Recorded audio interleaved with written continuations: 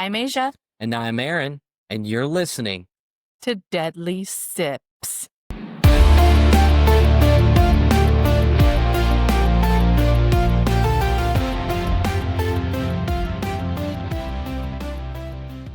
Oh, yeah. Hi, guys. Hope you're having an awesome week. We're back. We're back. So we've been. I know. We're so whoop-whoop today. Feeling the whoop. Whoopage. Whoopage. How was your weekend? Crazy week at work for sure. Okay. Just flooded with so much stuff to do, a lot of acute care patients. And then the last day was just weird. And a screaming banshee in the background. Yes, we can hear our daughter. That's our daughter. Yeah. She's supposed to be in bed, but she's not. But them patients, though. I had tonsillitis this week, so that wasn't very fun. And we were going to record another episode earlier, but we didn't because of said tonsillitis. Correct. But yeah. One cool thing, you guys, is we were guests on another podcast. Yes, we were. Podcast. I don't know why I said that. Podcast. We were guests on the Geek Gauntlet podcast. They are on YouTube, and then they have their short clips, I believe, on TikTok and other socials as well. So if you feel so inclined, go give them a follow. Will and his crew were so fun. Yes, that was some fun conversations. It was. If you guys like all things nerdy, anime, geek, like that's the place to be. So shout out to them. They're awesome. I guess we're going right in with the shameless plug of the week. Ooh, shameless plug. Shameless plug. If you're not yet, follow us on all of our socials. We are on TikTok, Instagram, and Facebook at Deadly Sips Podcast. And then you can follow us at Asia and Aaron on all the same platforms. And obviously, if you're watching with us on YouTube, don't forget to subscribe. Please, please do it. And lastly, for less than a cup of coffee, you can get access to our Discord group, an episode shout out, and episodes early and ad free. Without ads? Without ads. That's great. If you do that for Netflix anymore. Oh yeah, no Netflix. If you'd like to become a fellow sipper and support a small podcast, such as ourselves, then click on the link in the description where we're listening from and join our Patreon and come join us. Join the party. Join the party. We will shower you with all the praise. All the affection that you so rightfully deserve. That's right. Oh, yes. Come join the club and be a sipper. The club. We all fam. And we all fam. That's enough shameless plug of the week. Thank you for enduring that. Thank you. Obviously, everybody, don't ever feel like you have to. We're just throwing it out there. So we're just happy that you're here and listening with us. Honestly, it brings me so much joy when I get to read your guys' reviews and comments and all the things. That brings me so much happiness. You guys don't even know. It brings me so much joy. Guilty pleasures. Yes. It's just fun hearing feedback from people. Yeah. So, yeah, if you guys ever have anything, let us know. We have all of our socials and our email and all the things. Always wanting to improve. Absolutely. All right, we're going to go ahead right into our Deadly Sip of the week. Oh, yeah. So, guys, every single week we feature an episode-themed cocktail and a mocktail version for all of you sober sippers. And we have all of our recipes available on our socials. We post those. And then, obviously, on our Patreon, we post everything logged there early as well. And this week's Deadly Sip of the Week is a chilling little holiday pour we're calling the Naughty List. Ooh. It's a peppermint kiss twist that looks festive but hits with just enough bite to match the case we're covering. Sweet, nutty, and just a little dangerous. Because let's be honest, even Santa needs something stronger than milk. Amen. Amen. He does sometimes need that extra kick. Absolutely. So it's half vodka, half Nutella. You guys. It is delicious. It's surprisingly so good. Mm-hmm. Had a little sip and it's yummy. Aaron's a big peppermint whore. I'm a peppermint whore. He absolutely is. How do you like the rim with the peppermint? With me being a peppermint whore, You want now that more. I'm thinking about it, you probably like do a couple like drops of the the peppermint syrup. Ooh, Absolutely. maybe even like peppermint schnapps if you want it a little bit stronger. Yeah, absolutely. Yeah. I'm feeling you. I catch what you're swinging. All right. All right, guys. So before I get into today's episode, I just want to give a big fat trigger warning to today's episode. This is a true crime episode covering murder, and there are kids involved, which is always extra hard. So for you peeps out there who just want to listen to the paranormal stuff, just skip this week. That's okay. We understand. But for the rest of us weirdos who are disturbed, you can stay. All right, let's get into it. This week on Deadly Sips, we're diving into a case that takes the phrase holiday horror to a whole new level. On what should have been a night of celebration, family, and warmth, the quiet suburb of Covina was shattered by an act so brutal it still echoes through true crime circles today. A man dressed as Santa Claus walked into a Christmas Eve gathering and turned the holiday into a nightmare. We're breaking down the events leading up to the Covina Massacre, the unraveling of the man behind the Santa suit, and the devastating aftermath that left an entire community shaken. Grab your drink, settle in, and let's unwrap one of the most chilling holiday tragedies ever recorded. I grabbed my drink. Aaron has a drink. He's got a sippy sip. I'm not feeling super drinky tonight, so I have a Gatorade, in case you were wondering, everybody. Oh, and I just spilled it. Still the after effects of the tonsillitis, so Yep, something absolutely. really better for your throat. Yeah, for sure.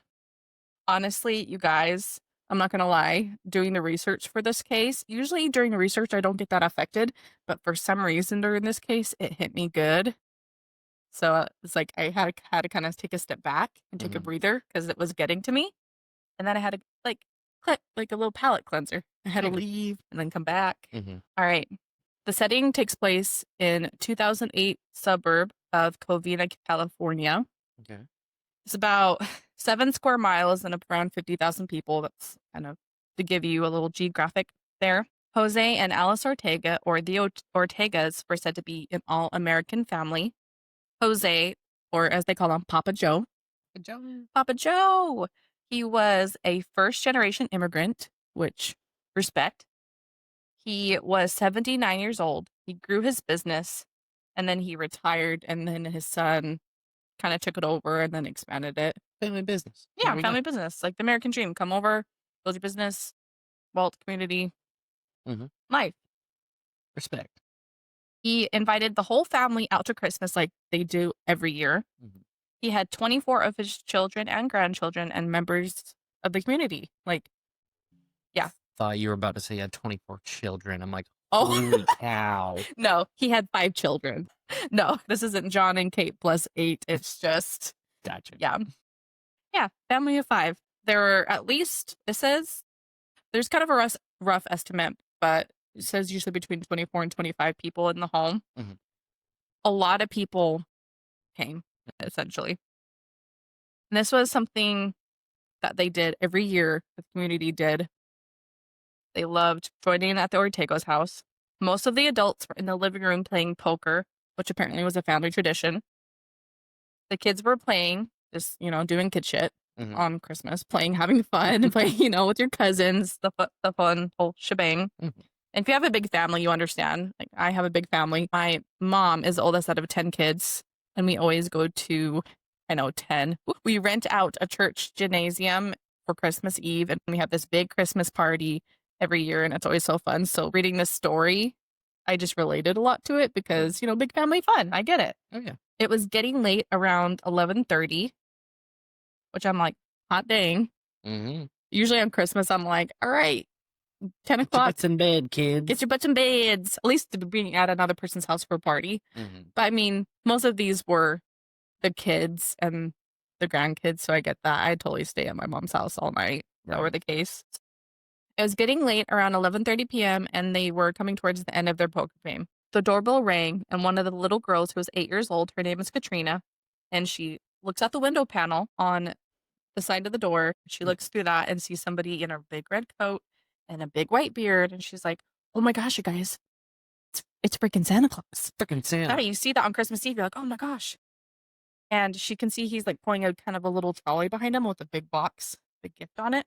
I mean, if I was a kid seeing this, I'd be like Oh, I'm hey, so excited because you're like, it's Santa. am I supposed to see you? So you run to my bedroom and go to sleep? And she runs the door and she's like, guys, Santa's here. And so everyone's kind of looking, which this wasn't uncommon for their family. It was common for somebody to dress up as Santa and come and surprise them. Right. Maybe not this late, but it was a common thing. So they didn't think anything of it. Yeah. She opens the door, she pulls him in, and he immediately whips out 2 pistols. No. No, stop. I can't. This is, and I know, I can't. Guys, this is really hard to read through. She pulls him in and he whips out 2 pistols and he shoots her point blank. And he immediately started firing on the entire family. What a dick. I know. His first target was Katrina, the little girl. Luckily, her injuries weren't fatal, which I don't understand because Point blank range. point blank in the face. Yeah. But just for some type of light at the end of the tunnel, she ends up being okay. But he sees the adults at the poker table and he just starts firing. And Christmas went from magical to like massacre in a matter of seconds. A few managed to escape at the back of the house. Most were children who were playing by the pool. He essentially goes through the entire house. He goes upstairs and downstairs, clearing the house. And once he thinks that there's no one left, he brings in that present. And inside of that gift was essentially like a homemade flamethrower. Oh my God. It was essentially like a MacGyvered flamethrower. It was a racing fuel tank with a makeshift nozzle that was welded together. Oh my gosh. And Santa goes bonkers and just starts setting the place on fire. Crazy. The youngest daughter of the Ortegas, so the adult daughter, she was present. Her husband said, grab the kids, and they managed to grab their kids, which Leticia, her daughter, was Katrina, the one that got shot. So, her and her husband grab their kids, they leave. She hops the back fence to the neighbor's yard, escapes, and she calls 911. Oh my gosh. And I mean, at this point, a lot of 911 calls started to come in. I was going to play the sound clip of the 911 recording, but I'm not going to do that because it made me cry. So, yeah. Sparing Sorry. y'all from. Yeah, sparing y'all if you want to listen to it. It's on YouTube. I'll link it. Everyone who called reported seeing a Santa Claus, hearing an ungodly amount of gunshots, and seeing flames. And we're talking like 50-foot flames, not a little bit. Like it took 80 firefighters and several hours to put out. 80? 80 firefighters. Oh my gosh. It was racing. It's not like your regular accelerant. It's racing fuel. So yeah. That's not something you put out with just water. No. Like it took 80 firefighters. At this point, there are 9 dead and 3 injured. 9 bodies were found, which could only be identified through dental records because of how badly burned they were. Gosh. There were 3 injured. One of them was Katrina, who was shot at the side of her face. Amongst those who had escaped was also Sylvia's kids, who is Leticia's older sister. And that was Amanda and Sal. They were 6 and 19 years old. Sal had broke through a window with his hand and escaped. Once he heard everything start going, he just broke out the window and got out. Wow. At this point, Leticia lost her parents, her 2 brothers, 2 sisters, her 2 sister-in-laws, and a 17-year-old nephew. Things are just chaos at this point. By the time police arrive, the Santa's gone. They just have this house ablaze. Like I said, it took 80 firefighters to pull out, and they immediately just start getting to work. This sounds personal. Absolutely, it does. Like, it's the only house you target, and you bring racing fuel for a flamethrower. Like, you were premeditated, death row. Death row. Yeah. And this guy is just messed up. Oh, absolutely. Absolutely.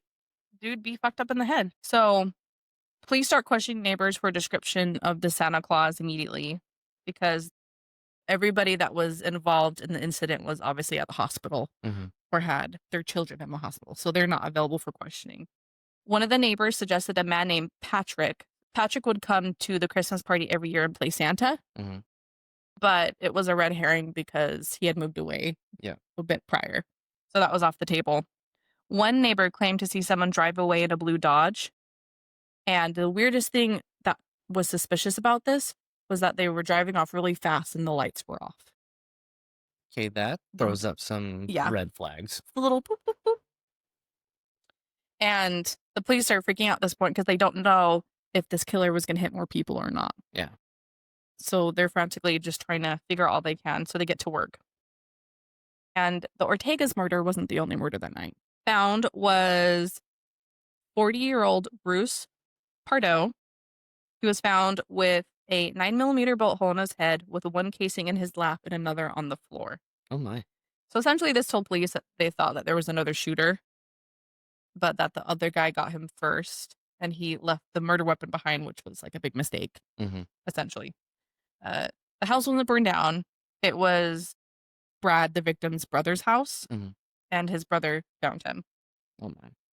And at first, this wouldn't sound very related to the case, but the one thing that was in common with both of the bodies, the Ortegas and Brad, was the fact they had a singular 9mm bullet wound at their body at a close range. And for most of the victims, it was right in their head. So was it a 9mm at the Ortega's house too? Yes. Okay. Yeah. And it was roughly around the same time. So wounds, range of the shootings were consistent, which led police to believe that they were connected. So it's now Christmas Day. They have 10 bodies. All they have to go on is this car and some guy dressed as Santa, which is terrifying for the neighborhood. Horrifying for the family. Which, I mean, that's at least a tiny bit of something they can go off. Like, I mean, how many blue Dodges do you have in one area? Yeah, but there's 50,000 50,000 people. Yeah. And you don't know where this person is. It was premeditated. Are there even more people? You don't know. And the police try to find a connection between Bruce and the Ortega family, and they quickly found it. Bruce, I'm going to go a little bit into Bruce. Bruce was a local. He went to college for computer sciences at California State Northridge. Okay. After he graduated, he worked as a software engineer at JPL, or AKA the Jet Propulsion Lab. They do a lot for NASA, but when it started, it was technically like a missile department. They worked in missile development and things were going good. And then in the 1980s is when things got kind of messy for him. Okay. He had a hard time keeping relationships. He left somebody at the altar, like balls deep, going in.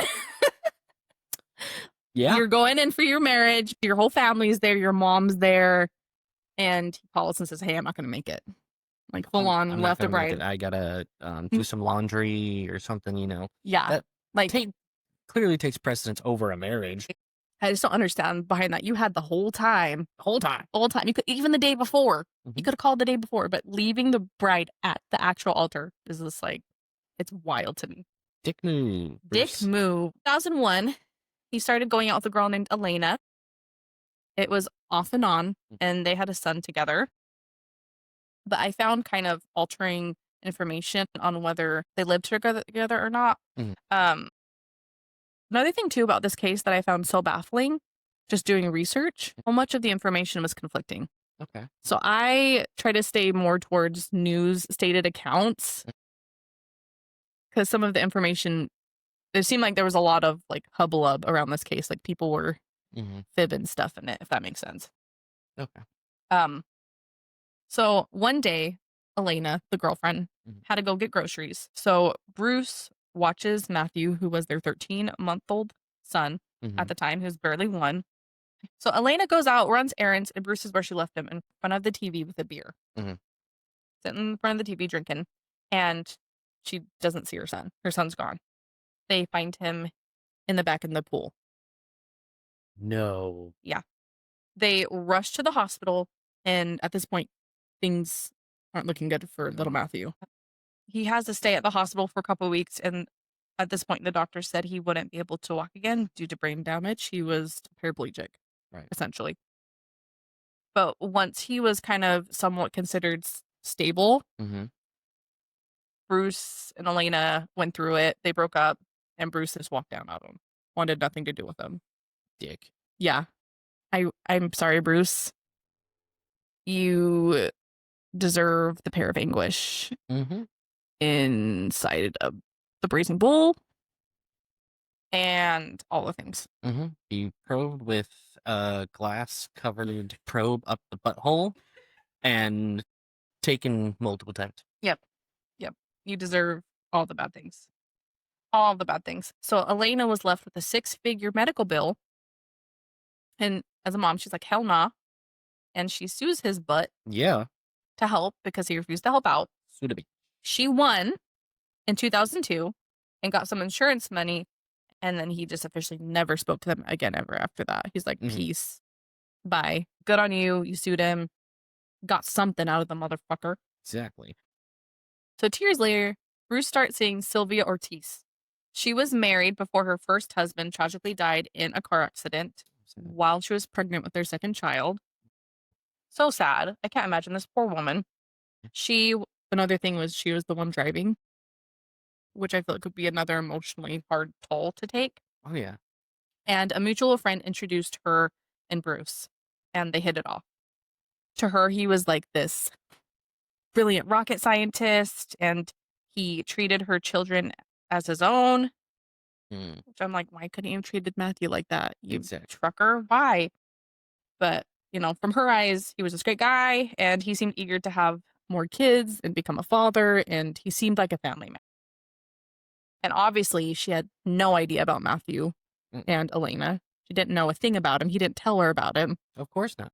At all. It's something you just have on your, dating profile. Right. Killed my kids and left my wife. But here's the thing. $100,000 in medical debt. They got married in 2006. They got married, and she had no idea. And things in their marriage went well, pretty much, until... One second.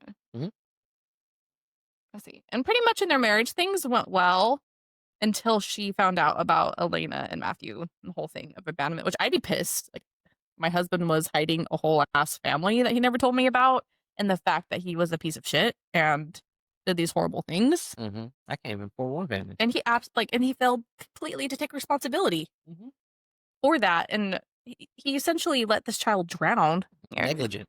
Being super negligent, and he failed them. So according to Scott Nord, who was Sylvia's divorce attorney, how she found out about Elena and Matthew was through tax forms. She was going through taxes, and she found he was claiming Matthew as a dependent. You fucking asshole. Yeah. Leave his ass. Leave his ass. It made me so mad. And this completely just blew up their marriage. Oh, yeah. I'd be like, bye, Felicia. Which I'm like, you're a dumbass. Like, what in your right mind gives you the right to claim this child as a dependent when you walked out on him? None whatsoever. When you done, nope. Wipe my feet on you. Bye. Bruce just sucks. Sucks. He just sucks. But in a major way. Water. Major dong water. He sucks, guys. Shame. It's a damn shame. And one thing about their marriage and just Bruce as a person is he was always stressed about money. And apparently it was something that just consumed him. And the lawsuit made that worse. Oh, yeah. Apparently he had some type of horrible knee injury and had to have surgery. And that forced him to work from home, which for some people that's devastating in working class America. And this was during their marriage. Right. So this is during his and Sylvia's marriage. He got this knee injury. Things are going bad. Sylvia says he lost his will to live. Nothing brought him joy. He gained weight. They started arguing a lot, just kind of brick by brick, bunch of things. He'd go on his computer and work, and he would go days without showering. Ew, brother. Ew. He went from this kind of adventurous guy, because they would go and do all these fun things together. They'd plan all these fun outings, kind of like me and you. They would dress up and do all these fun things as a family. Yeah. They kind of went from that to this shell of a person. And honestly, he just turned into a loser. Not that he wasn't a loser before, but, from their relationship. And this left Sylvia asking herself, who the F did I marry? Yeah. Which, honestly, good for you. I get I get it. Life gets tough. Yeah, it does. I get it. I really do. But you just have to put on your grown-up pants and fight. You have a wife and kids to support, and you can't be doing that shit. Nope. You can't just give up and say, I'm done. I'm going to go upstairs. Bye. You loser. In March of 2008, Sylvia moved out. She filed for divorce, and in June of 2008, Bruce was ordered by a judge to pay $1,700 in spousal support. And then we find out later in the settlement that she kept the engagement ring and he had to pay a $10,000 fine. Wow. And their divorce wasn't finalized till way later that year. Wow. So life's not looking too hot for Bruce at this point. No. Which honestly, he deserves it. Mm-hmm. Hate to say that, but he does. Plays stupid games, he wins stupid prizes. Exactly. Mm-hmm. Amen. According to his friends, the divorce and the proceedings had a huge effect on him, which, I mean, yeah. Mm-hmm. I get it. Hard things. On June 11th of that year, so, he was just barely, mandated to pay support. Mm-hmm. On June 11th, Bruce goes to Burbank, which isn't far from where he is, and he buys a handgun in cash. In July is when he had to start paying the spousal support. He got fired from his job. He got caught billing employers for hours he wasn't working. So all that time he spent on his computer. What were you doing, brah? What were you doing? What were you looking at? What you doing? So just being super dishonest with his working hours, which is fraud. Mm-hmm. They got fired. On August 8th, he bought another handgun from the same store. And in California, you have to wait 30 days after purchasing a firearm before you can do another one. So that's kind of why there's a 30-day lag there. Right. So that makes sense. Then on September 8th, the next month, guess what he bought? Another handgun. On October 11th, guess what he bought? Yes, handgun? Another handgun. That's enough slices. That's enough slices. Why do you need that many handguns, sir? I'm sorry, but if you have, I feel like that should somehow be investigated. If you have some crap going down in your life, if you've got divorce proceedings, I feel like someone should have red flagged in their system, like, oh, this guy's come in 2 or 3 times now, and yeah, looking too hot. No. Ooh. Like, what's going on in this guy's life? Let's take a look. So, anyway, Bruce, he just really had a shit year. And he went down to Iowa to spend some time with his friend Steve. And he just opened up about his life and about everything. And Steve's like, what's up? And he's like, I'm just thinking about everything. Which I'm like, thinking about everything? What is that? Mm-hmm. And he said he was very embarrassed by how everything went down in court. And I'm like, so? Yeah, you should be embarrassed. Mm-hmm. Because you done fucked up. So he also, at this point, had an estranged relationship with his mother. Because they weren't speaking at this point. Because she was supporting Sylvia 100%. Go, mom. Go, mom. First of all. I couldn't find any information why. Mm-hmm. Specifically, none of my business. But that's... Yeah. She was taking care of him. Yeah. She was like, no, you're dumb. He blamed, of course, everything on Sylvia. It was all her fault. He took, once again, no responsibility in the situation. Are we shocked that he took no? No, I'm not shocked. So at this point, they found all of this information about Bruce and they're like, wait. Cough, cough. Yeah, this suspicious. Survey says Bruce. Okay, so they're like, okay, what officially is the link between him and the Ortegas? And they find that Sylvia's maiden name was Ortega. And she was one of the 9 that was killed Christmas Eve. That's when it all comes together. Yep, that's the linchpin. Yep. And their divorce was barely finalized on December 18th. Not even a week before. Mm-hmm. Not even a week before. And apparently he went back on November 18th and bought another gun. Oh, Lord. He's purchased like 5 guns at this point. Nothing no. flagging systems? No.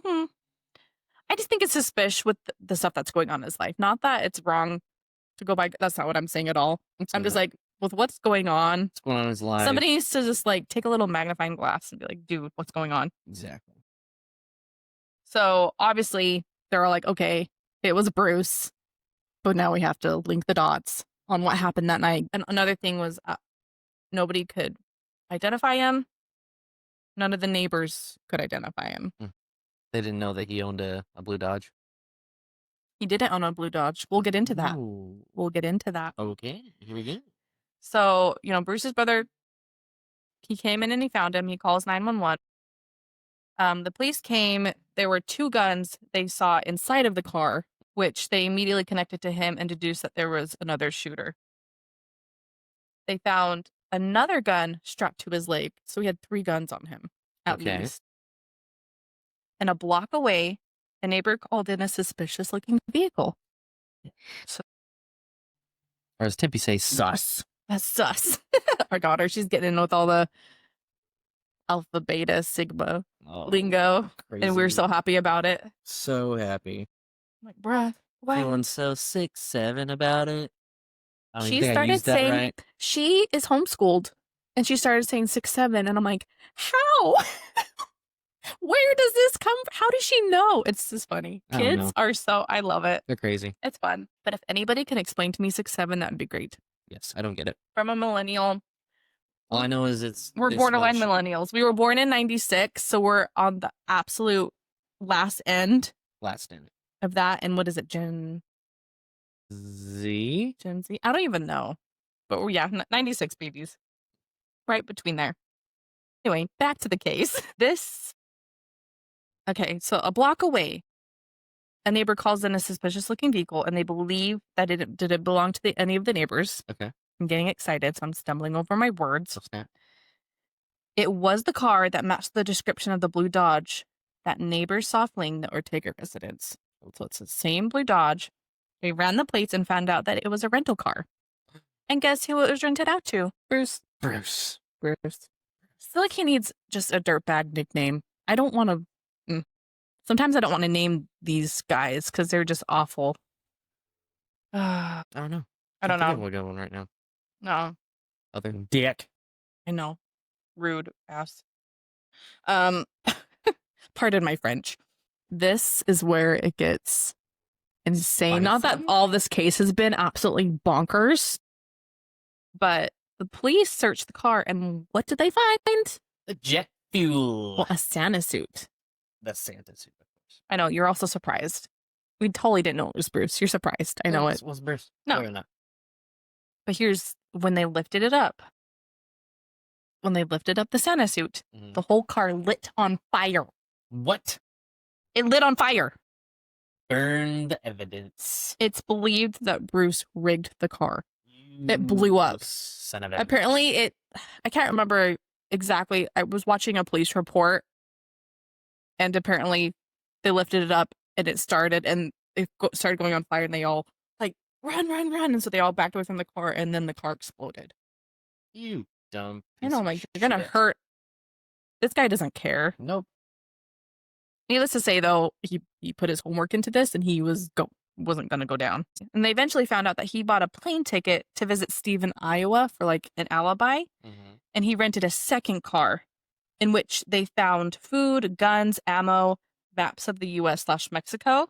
And so they think his plan was to lead the police to Iowa while he hauled his ass to Mexico. Okay. That's what they think his little plan was.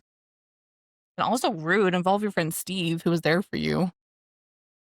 Rude. Just put it all on him. I know. He's like, I'm going to send you up to my friend Steve, cause some havoc. So at this point, the police hadn't spoken to any of the family members. And once they talked to Leticia, she was the only child left. Yeah.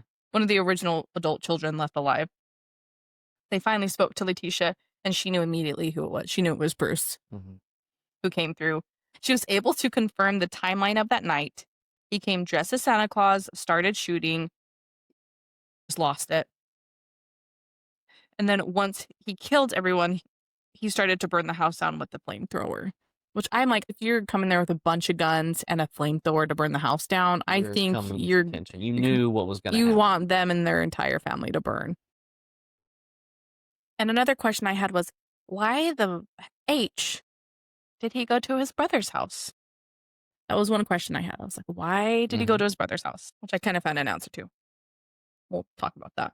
Okay. When he started burning the house down, it speculated that there was another open flame somewhere in the house that he wasn't aware of.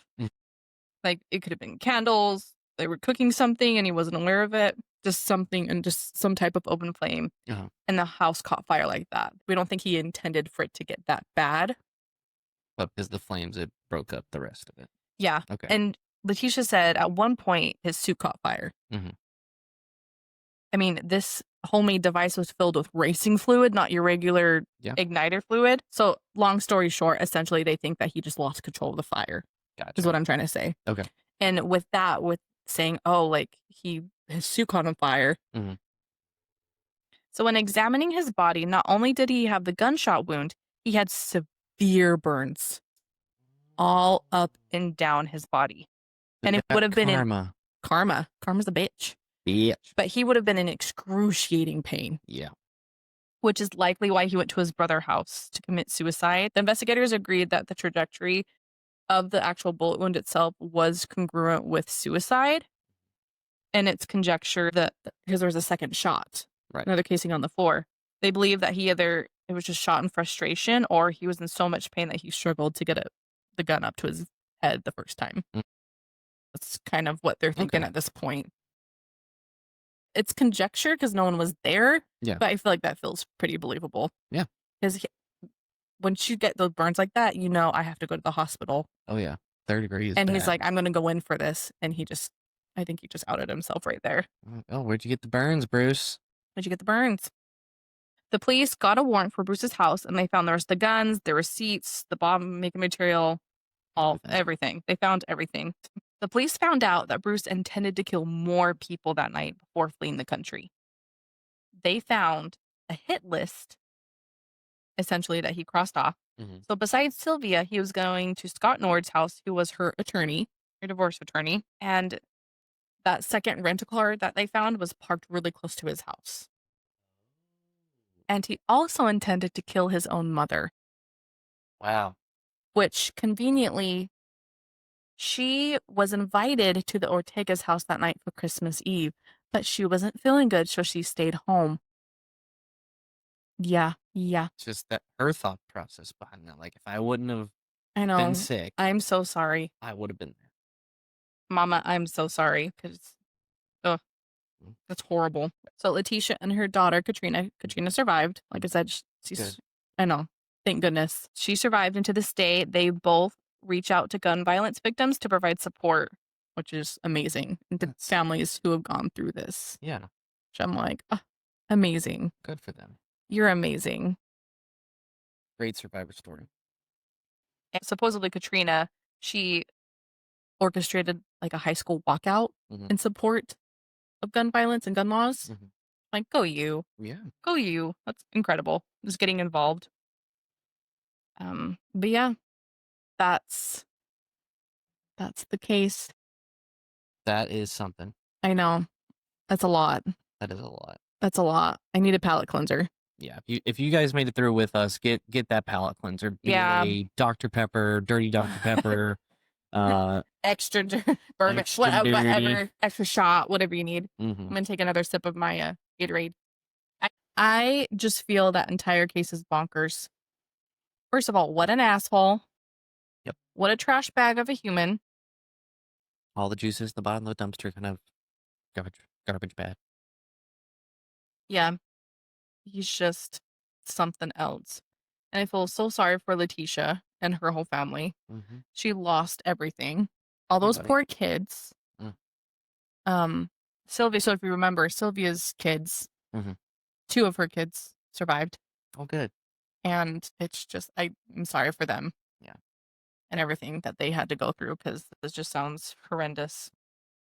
And all the trauma they had to go through, like, after that, like, I hope everything's, like, good for them. Yeah. Like, they're thriving and getting success and absolutely. all the warmest hugs. Yeah, you want all the things all the good things for them. And I'm really proud of Leticia and her daughter for supporting and just creating some good out of a situation that is absolutely horrible. For certain. Not gonna lie, guys, I feel so run down after that. Like, I feel it's a lot of emotion. It's a lot of emotion. And like I said, I was gonna play sound clips and stuff, but no, I think the information is more than enough for my ears today. Yeah, today. And for y'all, I'm sure. I'm usually one to, like, look up that extra stuff and everything, but I'm good. Hard good. pass. Hard pass. Hard pass. Yeah, my soul's tired. I feel so sad. Yeah. All right, guys, that's our episode for today. If you guys would like to follow along our adventures, you know where to find us at Deadly Sets Podcast on all the things. Don't forget to subscribe on YouTube and join us on Patreon. Patreon. And yeah, let us know how you guys are liking it. Like, Yes. please comment, tell us all the things we want to know. All the good things, bad things, what we can do. Share some of the stories you know of that we Yes, can if you guys make an episode. We'd love to. please email us at deadlysetspodcast@gmail.com with any experiences or any things you would like us to cover. Yes. We are super down for that. But nonetheless, that's all we have for you guys tonight. Thanks for coming. And sit carefully.